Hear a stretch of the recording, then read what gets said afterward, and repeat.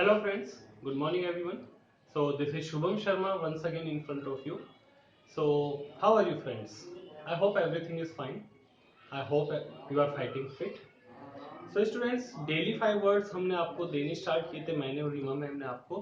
तो चलिए पहले आज की वीडियो स्टार्ट करने से पहले हम अपने 5 वर्ड्स पहले एक बार देख लेते हैं। आई होप कि आप उन सारे वर्ड्स को रोज रिवाइज करते होंगे, अच्छे से आपको लर्न हो गए होंगे। तो चलिए पहला आज का जो हमारा वर्ड है वो है,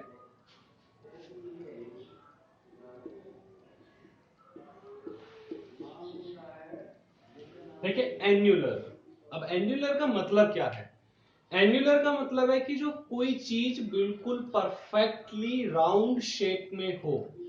देखिए आज का ये जो मैंने वर्ड है ये इसलिए मैंने आपको लिया क्योंकि जैसे कि आप जानते हो कि आज क्या है कि आज सन एक्लिप्स है।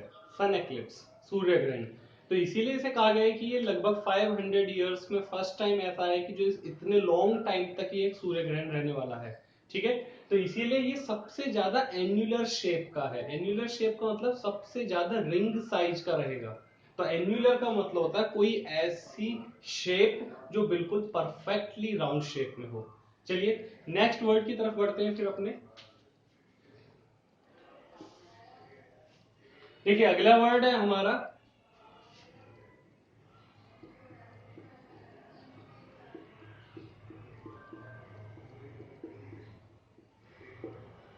Break the ice. देखिए ब्रेक द आइस का मतलब क्या होता है कि रिश्तों में जमी हुई जो बर्फ होती है, आपकी किसी से बोलचाल बंद हो गई, आपका फ्रेंड आपसे नहीं बोलता, बहुत टाइम हो गया, तो कहीं ना कहीं फ्रेंड्स उस रिलेशनशिप को स्टार्ट करने के लिए, उसे दोबारा से जिंदा करने के लिए आप में से जो भी पहल करेगा, जो भी पहला स्टेप लेगा कि चलिए कोई बात नहीं, मेरी गलती थी, मैं एक्सेप्ट करता हूं, तो इस प्रोसीजर को कहा जाता है ब्रेक द आइस। ठीक है, तो बीच में जमी हुई जो बर्फ होती है उसे हटाने को ब्रेक द आइस बोलते हैं। चलिए नेक्स्ट वर्ड पे चलते हैं।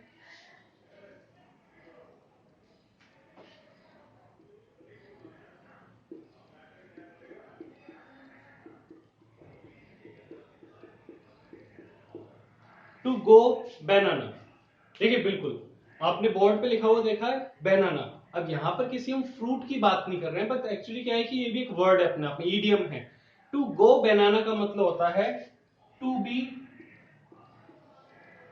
मैड, पागल हो जाना। टू बी मैड, आप इधर उधर की बातें कोई भी करने लग जाए, उनकी बातों को कोई सेंस ना बैठता हो, कोई उसकी बातें किसी के पर्पस की ना रही हो, बस अपने दुनिया में खोया हुआ हो, तो ऐसे आदमी को बोलते हैं टू गो बनाना, कि ही हैज गॉन बनाना। ठीक है, कि उसका तो चल गया है। चलिए अगला वर्ड देखते हैं फिर। देखिए अगला वर्ड है हमारा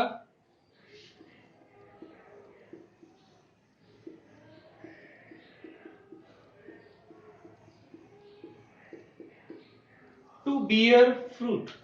ठीक है, टू बियर फ्रूट का मतलब होता है to result in something positive. ठीक है, to go to result in something positive. देखिए इसका मतलब क्या है, आप बहुत सारे काम करते हैं, हमेशा रिजल्ट की एक्सपेक्टेशन रखते हैं कि सब कुछ अच्छा हो जाए, हम पूरे साल मेहनत करते हैं, हम इंग्लिश स्पीकिंग सीखते हैं, हम सिखाते हैं। ठीक है, तो कहीं ना कहीं हमारा एक पर्पस होता है कि हर किसी के समझ में आना चाहिए, हमारे जो एफर्ट्स हैं वो फ्रूटफुल होने चाहिए।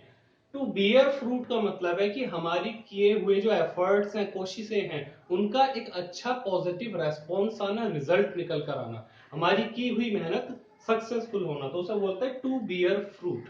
ठीक है, चलिए अगले वर्ड की तरफ चलते हैं।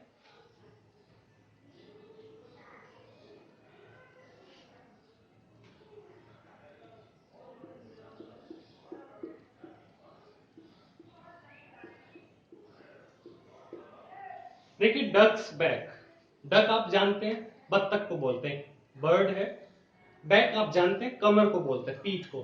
ठीक है, तो डक्स बैक का क्या मतलब है? देखिए डक्स बैक का मतलब है कि कोई एक ऐसा आदमी जिसे आप बहुत सारी बातें बोलते हैं, आप बोलते हैं, दूसरे लोग समझाते हैं, लेकिन होता क्या है कि मतलब जो ना उसके ऊपर कोई फर्क नहीं पड़ता। ठीक है, मतलब उसने दूसरों की बातों को सुनना, उनके ऊपर मतलब एग्जीक्यूट करना, उन्हें एक्शन में लाना सब बंद कर रखा है। तो आप कुछ भी कहें वो अपनी मर्जी का ही काम करेगा। तो इसीलिए इसे कहा जाता है डक्स बैक। जैसा आपने डक को देखा होगा, अगर आप उसके ऊपर पानी वगैरह रखते हैं कुछ भी तो सब स्लिप हो जाता है, तो कहीं ना कहीं ये वर्ड उसी से मैच करता हुआ है कि डक्स बैक का मतलब है किसी आदमी के दिमाग में गई हुई कोई भी बातें मतलब आपकी फायदेमंद नहीं होने वाली है, सब उसके दिमाग से इरेज हो जाएगा क्योंकि वो आपके ऊपर अटेंशन पे नहीं कर रहा है। आई होप कि वर्ड्स आपको क्लियर हुए होंगे। तो चलिए स्टूडेंट्स, आज का जो हम टॉपिक शुरू करने वाले हैं, सबसे बड़ी उसमें प्रॉब्लम क्या आती है कि जो मैंने बीइंग अ टीचर मैंने फेस किया है, जब मैं बच्चों की नोटबुक्स वगैरह चेक करता हूँ, मैं आंसर शीट्स वगैरह चेक करता हूँ, तब एक चीज मुझे सबसे ज्यादा प्रॉब्लमेटिक लगती है बच्चों की तरफ से कि वे पास्ट टेंस में बड़े कंफ्यूज हैं। अगर आपने हमारी कल की वीडियो देखी होगी तो आई होप कि कल की वीडियो देखने के बाद तो आपको पास्ट टेंस में कभी कोई प्रॉब्लम आने वाली नहीं है।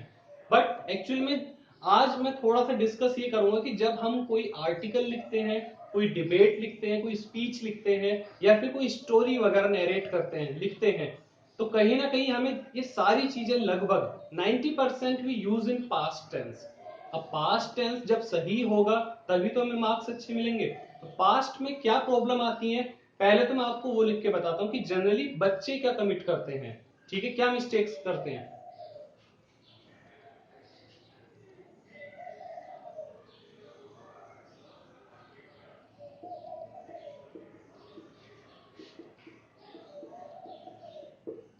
क्या चीज रॉन्ग लिखी जाती है और उसका रिप्लाई मतलब उसका सही तरीका क्या होना चाहिए। जैसे हमने लिखा,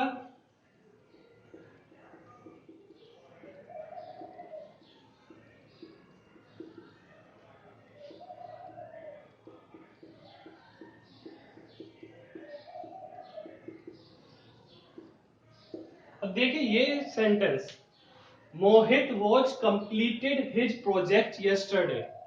अब देखिए आपने मिस्टेक है, ये लिखते हैं ज्यादातर बच्चे, ठीक है, कुछ स्टूडेंट्स मैंने देखा है वो वॉज वर यूज कर रहे हैं और वॉज वर के साथ भी यूज कर रहे हैं सेकंड फॉर्म, ठीक है। तो पहली बात थी कि ये वॉज और वर और प्लस सेकंड फॉर्म एक साथ कभी भी नहीं आ सकती। Was were and second form of the verb can not put together, इन्हें एक साथ नहीं रखा जा सकता। करेक्ट क्या है इसका कि मोहित कंप्लीटेड हिज प्रोजेक्ट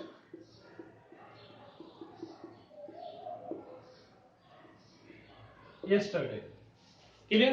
तो ये सिर्फ एक समझाने की आपको कोशिश की गई है कि किस तरीके से हम देखते हैं कि वॉज वर के साथ सेकंड फॉर्म लगाते हैं, लेकिन ये टोटली रॉन्ग है, ठीक है। आपको सिर्फ सेकंड फॉर्म यूज करनी जो काम आपका पास्ट में हो चुका है, कंप्लीट हो चुका है, ठीक है। तो चलिए मैं आज आपको दो चीजें बताता हूं, ठीक।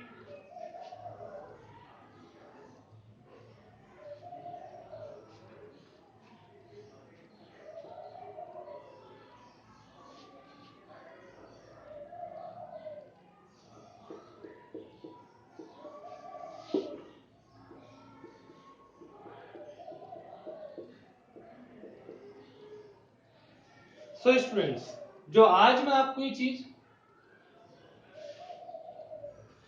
देखिए याद रखिए कि बहुत ही इजी वर्ड्स में मैं आपको आज ये चीज एक्सप्लेन करूंगा और मैंने क्लास में काफी बार इस चीज को मतलब एग्जीक्यूट किया है, तो स्टूडेंट्स लगभग समझ जाते हैं बहुत अच्छे तरीके से। बहुत स्टूडेंट्स ऐसे हैं जिन्हें ये वाला मेथड बड़ा हेल्पफुल लगा। आई होप कि आपको भी आज ये मतलब जो मेथड है वो बड़ा हेल्पफुल लगेगा। अब देखिए दो चीज याद रखिए दिमाग में, दो चीज क्या है कि एक होता है एक्शन, एक्शन मतलब किसी सेंटेंस में कोई वर्क हो रहा है, और एक होता है नॉन एक्शन, उसमें कोई वर्क नहीं हो रहा है, उसमें सिर्फ हम किसी के बारे में बात कर रहे हैं, ठीक है। तो मैं आज आपको 5 सेंटेंसेस लगभग लिखकर बताऊंगा और आज के बाद आप नेक्स्ट टाइम जब भी पास्ट टेंस यूज करेंगे तो सबसे पहले ये फाइंड आउट करिएगा कि क्या एक्शन हो रहा है या नहीं हो रहा है, मतलब सेंटेंस एक्शन है या नॉन एक्शन है। तो चलिए शुरू करते हैं एक्शन। अगर मैं आपसे ये कहूं कि कल मैं मार्केट गया, ठीक है, तो मुझे कैसे लिखना होगा, मैं ये लिखूंगा कि yesterday I went to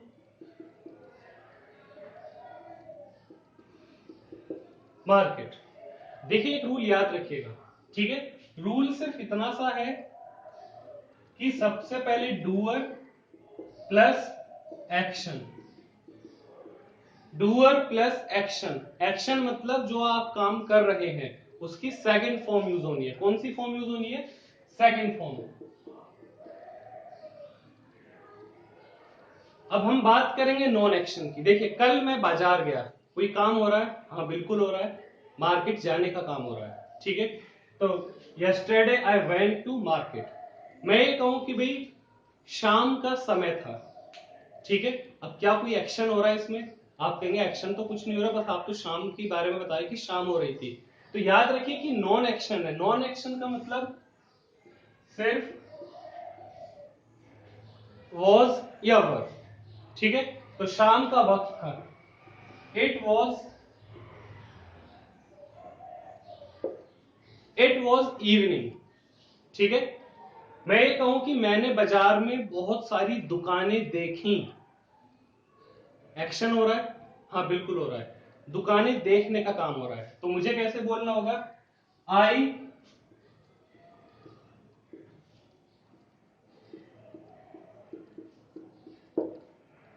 I saw many shops, मैंने बहुत सारी दुकानें देखी, ठीक है। कोई वॉज वर यूज नहीं किया गया, सिर्फ सेकंड फॉर्म। अब मैं ये कहूं कि दुकानें बहुत सुंदर थी, ठीक है। तो कैसे बोलना होगा? अब इसमें कोई एक्शन तो हो नहीं रहा कि दुकानें सुंदर थी, मैंने तो सिर्फ दुकानों की ब्यूटी के बारे में आपको बताया, इसका मतलब नॉन एक्शन। तो आपको कैसे लिखना होगा? The shops were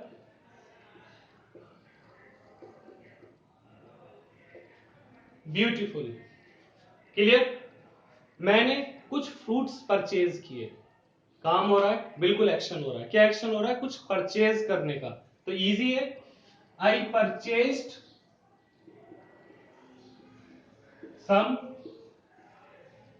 fruits, I purchased some fruits. अब मैं ये कहने लग जाऊं कि फल फ्रेश थे, ताजा थे, तो क्या कोई एक्शन हो रहा है? नहीं हो रहा, हम तो सिर्फ फ्रूट्स की क्वालिटी बता रहे हैं, इसका मतलब नॉन एक्शन। तो कैसे लिखना होगा?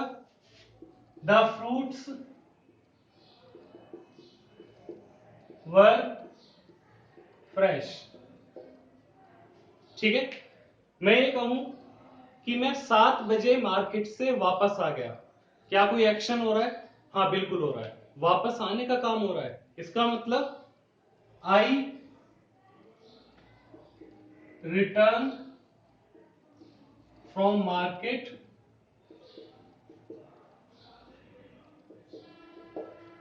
एट 7। मैं 7 बजे मार्केट से वापस आ गया, क्लियर? इसका मतलब एक्शन था। अब मैं ये कहने लग जाऊं कि जब मैं घर आया, मैंने देखा दरवाजा तो बंद था, ठीक है, दरवाजा तो बंद था, ठीक है। तो इसका मतलब क्या है कि क्या कोई एक्शन हो रहा है? नहीं, वो तो पहले से बंद है। तो आपको क्या बोलना पड़ेगा? The door was shut, the door was shut, ठीक है। Is it clear? चलिए थोड़े से एक एक सेंटेंस और आगे बढ़ते हैं, तो फिर उसके बाद ही आपको शायद ज्यादा क्लियर हो पाएगा।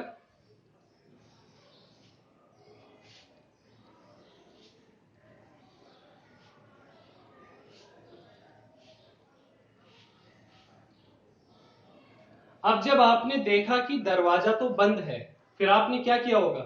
ऑब्वियसली आपने नॉक किया होगा। तो काम किया इस मतलब आपने, तो आप कैसे बोलेंगे? आई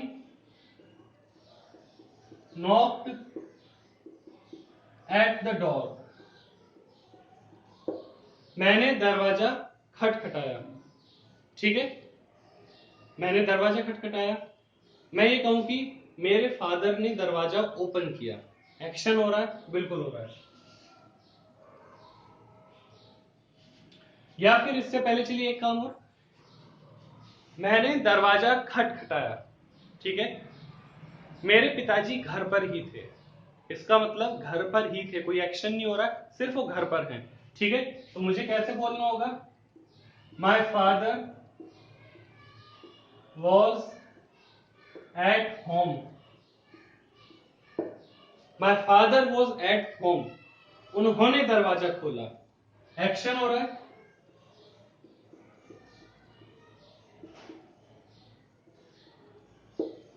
ही ओपन द डोर, क्लियर? बस इतना सा सेंटेंस है। मैं अंदर गया, एक्शन हो रहा है, बिल्कुल हो रहा है। I went I went inside. Clear?